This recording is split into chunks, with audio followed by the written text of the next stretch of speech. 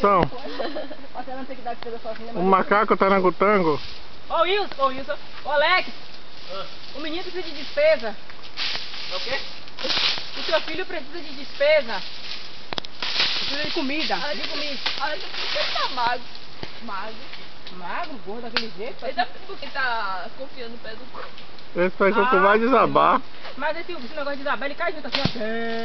Ela vai trazer um saco pra botar o coco. Quero ver como é que ele vai tirar isso. Vai, Alex, vai. Alex, que tu não trouxe o saco, menina? Ai, que de puta. Poxa, velho, pra aqui. É pra ele tirar teu saco lá de baixo, não é, Lamala? É, e agora? Eu não vou lá buscar, não. Sinto muito. Eu Ai, tô pesada hoje. Trabalha. Trabalha. Não, Lamala. Acho que dá pra levar. Uma pessoa lá na quantidade. Agora eu amo coco, viu? Isso tá caindo tudo longe, Alex. Daqui a pouco ela ganhou pra cá. Um dia, velho, um homem lá na chácara, velho, quando a gente morava, o homem subiu no pé de coco, um daqueles mais altos que tinha, uma queda lá de cima, lembra ou não? Não lembro, não. Olha como o Alex é. Olha como ele sabe descer no pau.